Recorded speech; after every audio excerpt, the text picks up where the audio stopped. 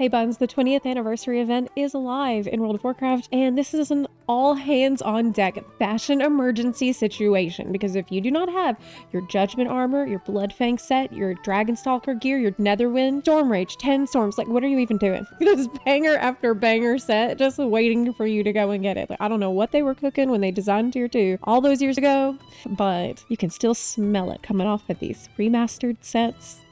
I also like the new sets for the newer jobs. Also very, very good. All these sets, by the way, are super easy to get now. You just do your normal weekly stuff, be a little morsel, kill the world bosses, and you'll easily get all the tokens that you need to collect all the sets and go from drab to fab, dud to stud. If you don't know what weekly stuff is at all, you can check out a previous video that I made that explains it if you are new for the War Within, but there is a ton of different ways that you can get these tokens. There's a WeakAura that I use to track the token sources. I'll link to it in the description box down below. This one is updated with the new reward amounts since they've buffed how many you get. So just press right control on your keyboard to show or hide it. You can control right click on a source listed here for the Wowhead link if you're confused, and that will show in green what you've already completed and got the warband tokens for. Now that's what I'm talking about.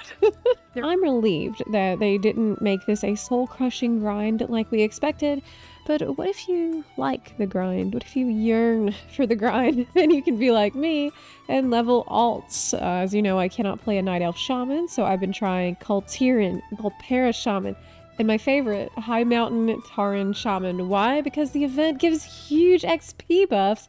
There is 10% XP just from the event itself. There's 10% for the Celebrate Good Fun quest, which, quick tip, use this item by that battle pet person, find a wicker basket to go hide in for 5-10 minutes, done. You got your buff. 10% buff while in war mode.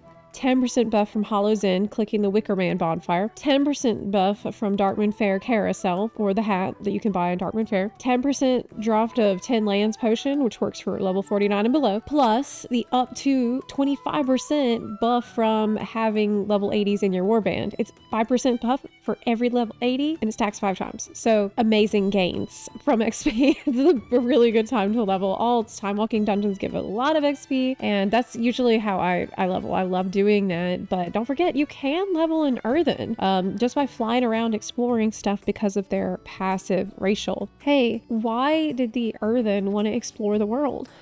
Because he didn't want to leave any stone unturned. Why was the traveling Earthen bad at herbalism? Because a rolling stone gathers no moss. So you can not only get all these tier 2 sets, but you can also pick up all the heritage armor sets just from leveling a character of that race to level 50. I actually just did that for my High Mountain Tauren, and now he looks like somebody you wouldn't want to moose with. So tier 2 heritage, great, but what if I told you you could also use this event to pick up tier set appearances for your class? Yes, the world bosses have a chance to drop eye level 590 veteran gear, so you can upgrade these pieces to 4 out of 8 veteran gear, and then maybe later in the season when you have extra charges in your catalyst you don't need, you can convert those pieces into your tier set and get the raid finder appearance, then upgrade it to 5 out of 8, and that'll give you the normal raid color for your tier set appearances, allowing you to get LFR and normal raid tier set transmogs without ever setting foot into a raid. I also had a demon pet drop off of one of the world bosses from Kazakh, so it is worth doing because of that. I mentioned that time walking dungeons give amazing XP, which they do, but there's something else. And it feels like a loophole, so I hope that they don't change it. But the first time walking dungeon that you do gives you a scroll. For the classic dungeons, it's an ancient time warp scroll that gives 500 time warp badges as a reward, and you can do this on every character that you make, like infinitely. So you can make a character that's level 10 starting out, go to do one dungeon, get your 500 badges, and it's account wide, it's transferable, so it should be pretty easy for you to pick up all the time walking badges rewards that you want, and you can browse these at the event stage. I personally bought that blue hippogriff super fast, but there's toys, pets, heirlooms, and stuff. There was another NPC you might miss by the mailbox who is selling titles like Grizzly Hills Hiker, Karazhan Graduate, Plagueland Survivor, so worth browsing that too. I can finally get the classic enthusiast enthusiast title and be super obnoxious. Back when I did BRD, it was a lot harder than the way you did it. Speaking of BRD, this is a dumpster fire of a raid. They definitely screwed up the balancing for heroic raid geared groups struggling in normal, mythic geared raid groups struggling in heroic. All for pretty bad gear without mastery on it. They have fixed this since, but the way they released it was you can only clear it if your gear is better than the gear that drops. Which makes a lot of sense, doesn't it? They did go through and they nerfed it, so now it is totally possible to do, but you still need to try. With that said, I really think that you should. The fights are super cool. These fights were clearly designed with love from people who know what made those experiences so special and memorable and great. Like getting to the general boss and you have to fight through this gigantic room and there's so many waves of ads and there's mines and you have to finally make it to the boss. It's like this gauntlet. You have to start all over if you didn't make it. That's exactly how it was. You know, they managed to preserve that experience so well in the new version of the raid. I was very impressed. The 7 fight too is so chaotic. Like it really brings you back to this older style of fight design that was messy and wacky. Everything happening all at once. You just fly by the seat of your pants and pray that you will make it through.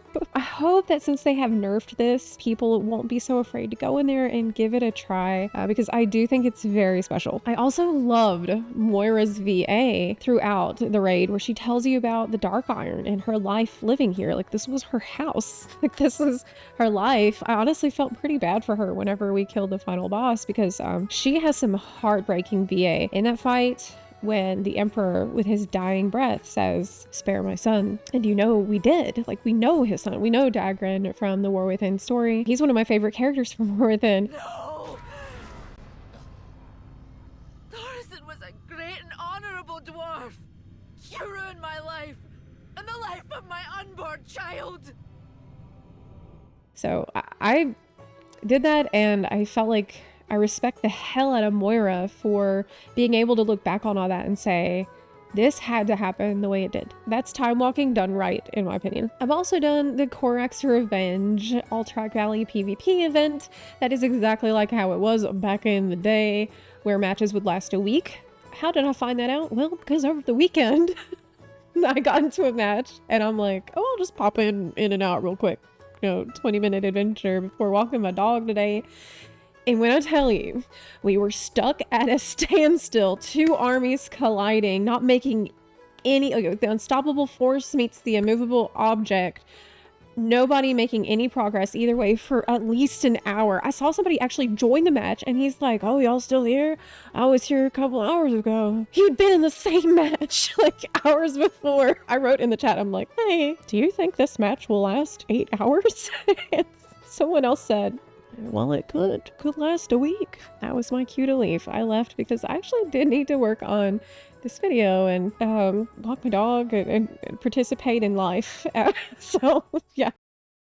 I do suggest that you try to get the achievement from the event that rewards this beautiful icy bird mount. This achievement is pretty easy to get. I didn't try very hard at all, but got it super easily. And it takes you to all of the main attractions for the event, like sitting awkwardly next to a stranger during story time, pulling out your rare mounts for Mount Mania, which includes store mounts for some reason. I've had a lot of fun with this event and it's given me a ton to do, but remember that it only lasts until January 5th. So now's the time to hop in there and get all of your tier sets because we don't know if they're ever going to be returning. With the weather getting colder and darker though, I would dare say we are entering peak gaming season. So I'm happy to have a lot to do. If you are new or if you're looking for a guild to play with, you're more than welcome to join my guild OnlyBuns. We have guilds for EU and NA and we would be very happy to have you. Let me know what you've been getting up to in the anniversary event. Have you tried BRD? Have you gotten any of the tier sets? Please let me know in the comment section down below. I'm very curious what y'all's favorite tier set is. For me, I think it's probably going to be Bloodfang because that's the one that I have the most nostalgia associated with, but I also really like the Storm Rage set. You might have noticed that we've unlocked a new feature here on the YouTube channel, Super Thanks. So if you want to support the channel quickly and easily, right now you can do that. So far we've gotten 1 Super Thanks, and that's my first one I've ever got, because I actually don't have this feature unlocked on any other channel. It's brand new for Zepla's WoW Realm only. So thank you to the Bun that did a Super Thanks the other day. I also want to thank my Patreon and Ko-Fi supporters who keep the lights on around here and make it possible for me to make any kind of content, and especially my Omega Buns who subscribe at the highest tier. That's Jeanette B, Pete Wilson, and Chris. Thank y'all so much for watching. I look forward to hearing from you in the comments section down below, and I'll see you in the next one. Bye!